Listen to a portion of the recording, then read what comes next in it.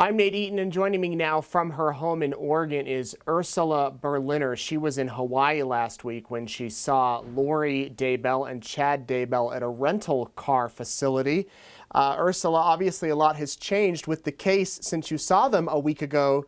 Tell me, first of all, though, how that encounter went. You guys were on a shuttle together, right? Right. It was actually pretty shocking. I had been following the case, and we landed in Maui, got on the shuttle, and we were on the same shuttle car with Lori and Chad. Chad was really recognizable, but Lori looked a lot different than the pictures I'd seen on the news. You obviously had been following the story. At what point did you realize, oh, these might be the guys, the people that are in the news? When I saw Chad, and it was so surreal. And I'll tell you, just seeing them on the news, following the story was one thing. Seeing them in person was an entirely different experience. Um, my heart sank in my legs, and it was thrilling. They did seem to have a lot of tension between them. And Lori, she just looked differently than I thought she would. She was dressed all in black, heavy clothes. It was 80 degrees outside. She had big bags under her eyes. I mean, you could see from her mugshot, she looks a little different than the other pictures we're used to seeing. I had eye contact with her on the shuttle, and she just looked like she felt untouchable.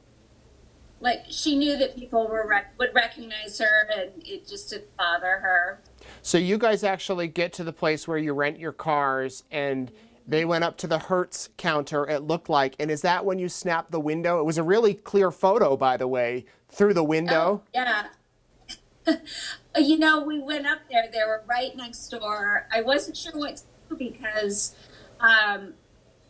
in my mind, I didn't think they were supposed to leave Hawaii without notifying the police.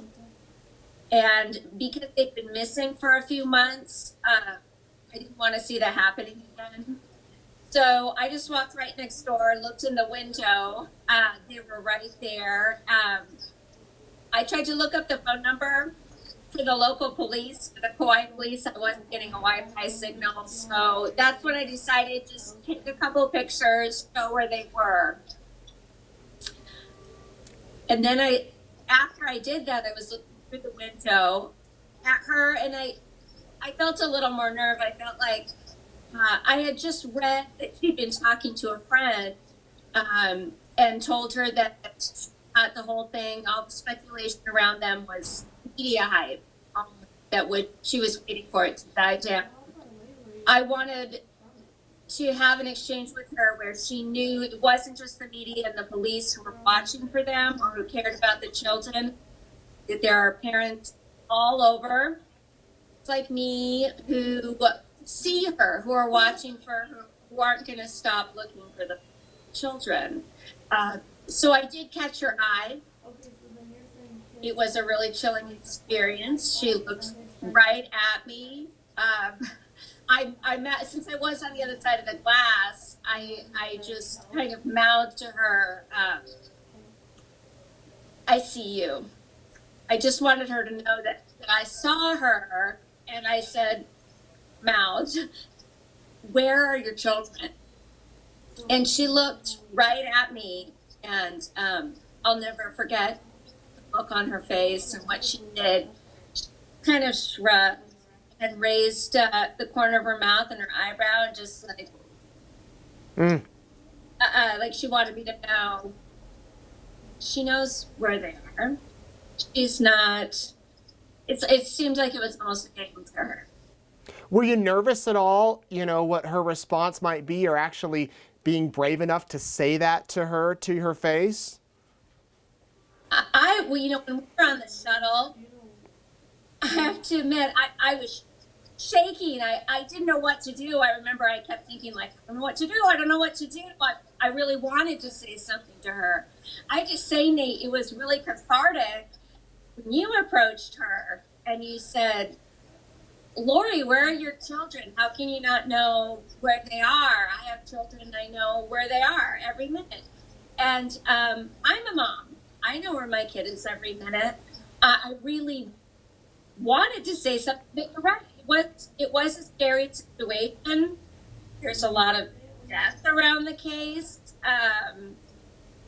My husband was really nervous about me making a scene too. We had just landed there. We had our daughter with us. Yeah. And it was chilling to see her. Well, I was a little scared. And then you sent the photos to me, which I appreciate. You also sent them to the Rexburg Police Department, from what I understand. I sent an email and those photos to Rexburg Police and heard back from the detective. Those children are they're just darling. I can't imagine what they must be going through. I hope that they're still alive and they'll be found. But it's just so heartless and cruel of a mother to just disregard her children, neglect them like that.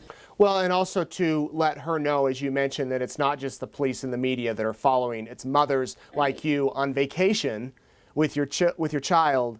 And I have to say, it is people like you that help us report the news every day and help the police do their work. So it's interesting to hear your perspective on all of this. I assume then you just went kind of about your vacation. Yeah, that night, the rest of that day, I'll admit, my husband hadn't really followed the case as much. My daughter, who's 13, was unfamiliar with it. So, of course, they wanted to talk about it. My daughter was really hoping we'd see them again. And I have to say, for me personally, afterward, I kind of was, part of me was like, I hope I see them again. I just don't want them to fall out of view again. But also, I hope I never see her again. It was just an awful feeling I experienced with her. You may have played a key part in the case by snapping those photos, and I appreciate you talking with us and keeping the public informed, and we wish you all the best. Well, thank you, Nate. Thanks for all you've done to follow this story so close.